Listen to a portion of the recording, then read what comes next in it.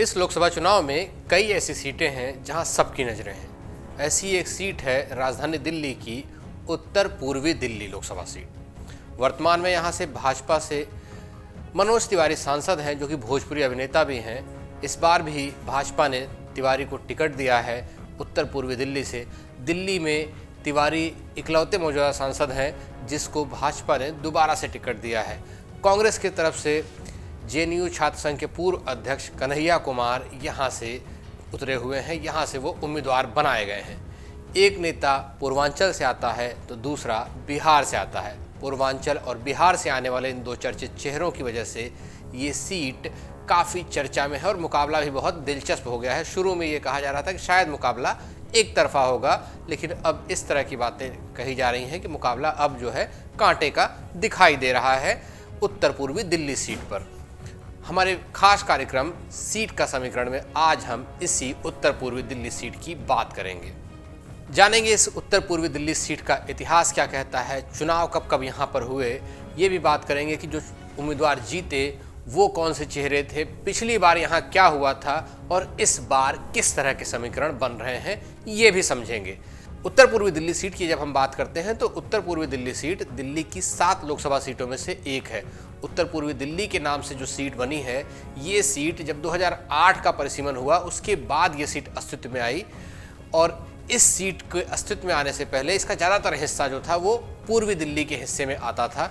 अगर हम मौजूदा स्थिति की बात करें तो 70 विधानसभाएं आती हैं दिल्ली में, उन 70 में से 10 विधानसभा क्षेत्र उत्तर पूर्वी दिल्ली में आते हैं। और वो विधानसभा क्षेत्र अगर हम जानें कि कौन से विधानसभा क्षेत्र इस इलाके में है तो बुराड़ी, तिमारपुर, सीमापुरी, रोहतास नगर, सीलमपुर, घोंडा, बाबरपुर, गोकुलपुर, मुस्तफ़ाबाद और करावल नगर जैसी सीटें शामिल है इस लोकसभा में।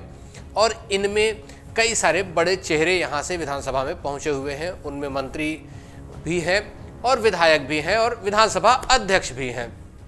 ये सभी गोपाल राय हों, दिलीप पांडे हों, ये सब इसी उत्तर पूर्वी दिल्ली लोकसभा सीट के इलाके से आने वाली विधानसभाओं का प्रतिनिधित्व करते हैं। उत्तर पूर्वी दिल्ली सीट जो अस्तित्व में आई, हमने अब जैसा पहले बताया आपको कि ये 2008 का जो परिसीमन हुआ तब अस्तित्व में आई। उसके पहले 1967 से ये हिस्सा, अधिकांश ये हिस्सा जो था वो पूर्वी दिल्ली वाले इलाके में पड़ता था। अब बात कर लेते हैं 2009 के चुनाव, जो कि पहले चुनाव थे उत्तर पूर्वी दिल्ली के लिए। जो ये सीट है, इस सीट के लिए ये वो पहले चुनाव थे।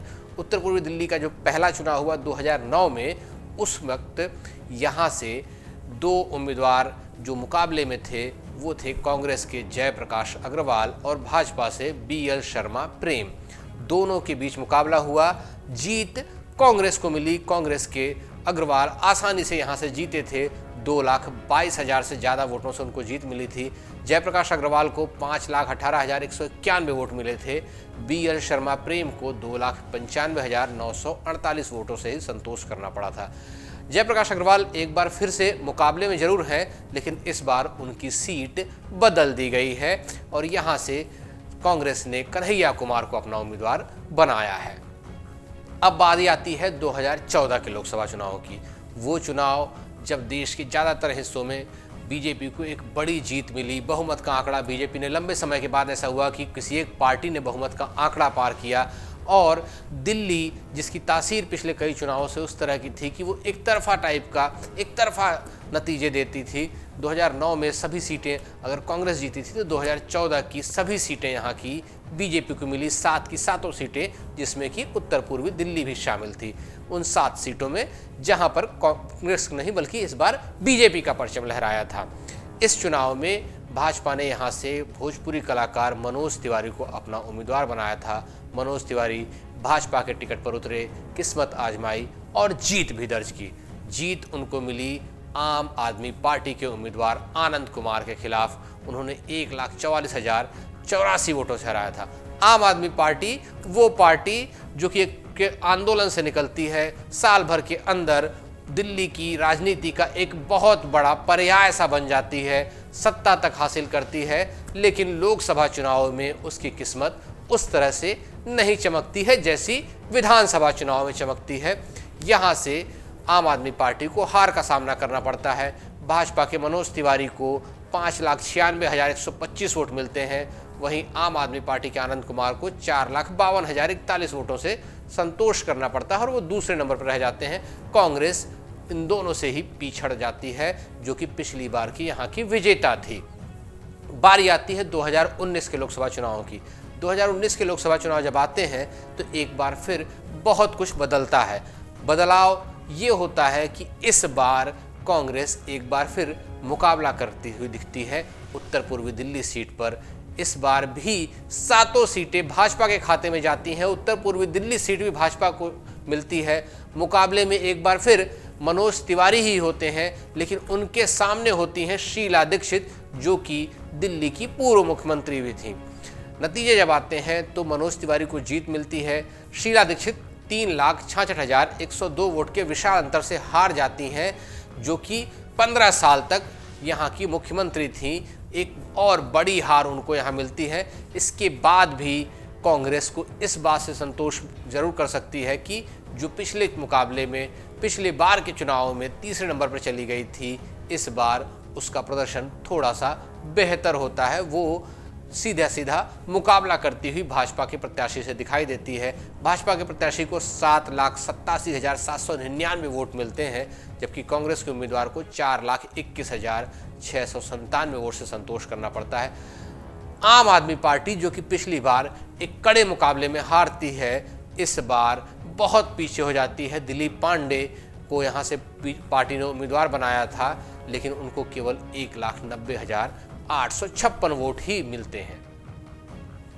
अब बात कर लेते हैं इस बार के चुनाव की। इस बार जो मुकाबला है, एक बार फिर दिल्ली की सियासत में बहुत कुछ बदला सा है। बदला इसलिए है कि आम आदमी पार्टी, वो पार्टी जो कि 15 साल तक जो कांग्रेस का शासन था उसको बेदखल करके सत्ता में आती है। वो पार्टी जिसको कहते हैं कि उसका आधार वोट जो है वो उसी आधार पर है जो आधार वोट कभी कांग्रेस का हुआ करता था। वो आम आदमी पार्टी और कांग्रेस इस बार साथ मिलकर चुनाव लड़ रहे हैं और उनका साझा उम्मीदवार है यहाँ से, और उम्मीदवार कांग्रेस का है। कांग्रेस की तरफ से कन्हैया कुमार मैदान में है, जबकि मुकाबला में एक बार फिर मनोज तिवारी ही हैं भाजपा की तरफ से। लगातार तीसरी बार पार्टी ने उन्हें प्रत्याशी बनाया है।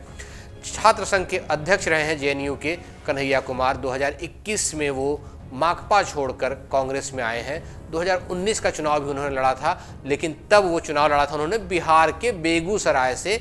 माकपा के उम्मीदवार थे, गिरिराज सिंह के खिलाफ वो लड़ रहे थे। वहाँ पर उनको हार का सामना करना पड़ा था। दूसरे नंबर पर रहे थे, लेकिन हार मिली थी कन्हैया कुमार को। कहा जाता है कि बहुत सारे वोट कन्हैया को अपनी छवि की वजह से मिले, लेकिन अब उनका जो मैदान है वो बदल गया है। वो पिछली बार अगर अपनी जन्मस्थली वाले राज्य से चुनाव लड़ रहे थे, तो इस बार उस जगह से चुनाव लड़ रहे हैं जहां से वो एक तरह से राजनीति का ककहरा, जहां से उन्होंने पढ़ा सीखा, उस जगह से, उस दिल्ली से जहां से वो चर्चा में आए, उस दिल्ली की उत्तर पूर्वी दिल्ली सीट से इस बार कन्हैया कुमार उम्मीदवार हैं। और इस बार उनका मुकाबला 2 बार यहाँ से जीत दर्ज कर चुके मनोज तिवारी से है।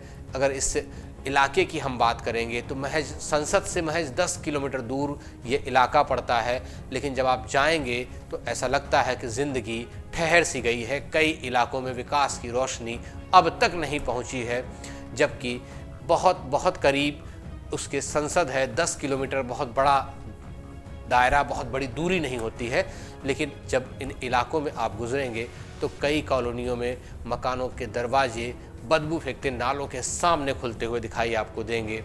करीब से जब आप देखेंगे तो बहुत सारी परेशानियों से लोग जूझ रहे हैं, लेकिन उसके बाद भी करीब 3 लाख की आबादी वाला सोनिया विहार, जिस तरह से एक उदाहरण अगर देखें तो यहाँ पर गर्मी में नालियाँ जो होती हैं वो गंदे पानी में डूब जाती हैं। कई गलियाँ जो हैं, वो जो नालियों का पानी है वो गलियों तक में आ जाता है। वो स्थिति है। इन परेशानियों के बीच भी लोग चुनावों पर अपनी गहरी नज़र रखते हैं। सियासी सरगर्मी के बीच यहाँ की बदहाली का जिक्र करते हुए जब अमर उजाला की टीम वहाँ पहुँची तो कई सारी चीज़ें वहाँ दिखाई दी। एक बड़े चाव से लोगों ने सियासत पर भी चर्चा की, उन परेशानियों के बीच में भी। और उसके बाद भी लोगों का ये मानना है कि बीजेपी के लिए शुरुआत में मामला ऐसा दिख रहा था कि एक तरफा होगा, लेकिन कन्हैया कुमार के आने के बाद लड़ाई कांटे की होती दिखाई दे रही है। अभी तक का चुनाव एक तरफा जरूर कहा जा रहा था, लेकिन अब चुनाव एक तरफा नहीं है। दोनों उम्मीदवारों की अपनी अपनी खूबी और खामी है दोनों की। अगर कन्हैया कुमार की बात करें तो वो एक अच्छे वक्ता होने के साथ युवाओं के बीच उनकी अपनी पकड़ है, वो युवाओं को पसंद किए जा रहे हैं। तो दूसरी तरफ मनोज तिवारी की जब आप बात करेंगे तो पूर्वांचली वोटरों में, उस समाज में उनकी एक गहरी पैठ है, उसकी वजह से उनको लगातार 2 बार यहाँ से जीत भी मिली है। अगर बीते चुनाव में मनोज तिवारी को जो वोट मिला था उसकी बात करें तो 54% वोट उन्हें मिले थे। कांग्रेस और आप को अगर मिलाकर देखें तो करीब 42% वोट थे। इन दोनों दलों के गठबंधन के बाद भी जो अंतर है दोनों पार्टियों को वोट मिलने के बाद, उस अंतर को पाटना कन्हैया कुमार के लिए एक बड़ी चुनौती होगी। वहीं दूसरी तरफ जब मनोज तिवारी की बात आप करते हैं तो उनके लिए लगातार 2 बार के सांसद हैं, 10 साल से इलाके का प्रतिनिधित्व कर रहे हैं। कई सारी नाराजगियां हैं, कार्यकर्ताओं की नाराजगियां हैं, मतदाताओं की नाराजगियां हैं, उनको दूर करना उनकी एक बड़ी चुनौती बनी हुई है। और इन्हीं चुनौतियों की वजह से आप देखेंगे दिल्ली के ज़्यादातर सांसदों के टिकट कट गए, लेकिन मनोज तिवारी को टिकट मिला है। उस नाराज़गी को अगर वो दूर कर पाते हैं तो शायद जीत की हैट्रिक लगाएंगे। वहीं दूसरी तरफ अगर कन्हैया कुमार जो उनकी अपनी छवि है उसको भुना पाते हैं, उनके लिए भी जो संगठन की नाराज़गी है उसको दूर करना भी एक बड़ी चुनौती है। उसकी अगर वो काट निकाल पाते हैं, संगठन की नाराज़गी दूर कर पाते हैं, अपने कार्यकर्ताओं की नाराज़गी को दूर कर पाते हैं, वोटरों को अपने साथ जो उनकी अपनी छवि है उसको जोड़ पाते हैं, तो शायद वो एक चमत्कार करते हुए या एक बदलाव करते हुए दिखाई दें।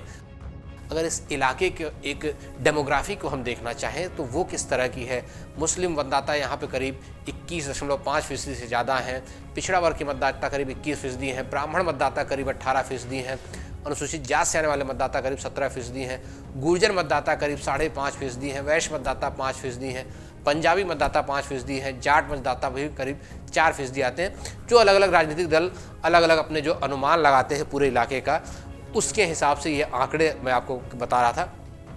इसके साथ में जो विधानसभाएं हैं जब आप देखते हैं तो बुराड़ी और करावल नगर जैसी विधानसभाएं हैं जहां पर पूर्वांचली समाज और उत्तराखंड का फैक्टर बहुत काम करता हुआ दिखता है। बुराड़ी, करावल नगर, गोंडा और रोहतास नगर में ब्राह्मण फैक्टर भी बहुत चलता है, उधर एक उनका अपना डोमिनेंस है। सीलमपुर में, मुस्तफ़ाबाद में, गोकलपुरी में, सीमापुरी में मुस्लिम बहुल इलाके हैं ये सब। यहाँ पर भी एक अलग तरह की आप देखेंगे कि उनकी वोटर्स की एक तासीर दिखाई देती है आपको।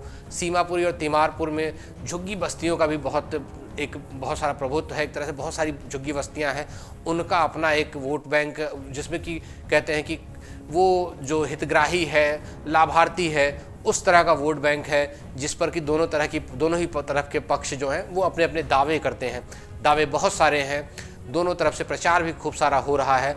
दोनों नेताओं के अपने अपने जो जनसंपर्क है, रैलियां हैं, लोगों के बीच में जो प्रचार है उसमें भीड़ भी दिख रही है, लेकिन वो भीड़ किसके हिस्से में वोट में बदली, किसको जीत दिलाएगी, वो सब कुछ जो कैद होगा वो 25 तारीख को होगा जब यहाँ पर मतदान होगा, और जो हमें और आपको पता चलेगा वो 4 जून को पता चलेगा। इस तरह से अगर आप इस सीट पर देख रहे हैं तो एक ऐसी बहुत सी सीटें हैं जहाँ पर अलग अलग तरह के मुकाबले चल रहे हैं। एक सीट की आज हमने बात की, इसके साथ में अगले हिस्से में जब अगली बार आएंगे तो एक और सीट की, एक इसी तरह की सीट की जहां पर बहुत सारी चर्चाएं हैं उसकी बात करेंगे। लेकिन तब तक आप देखते रहिए अमरउजाला.com।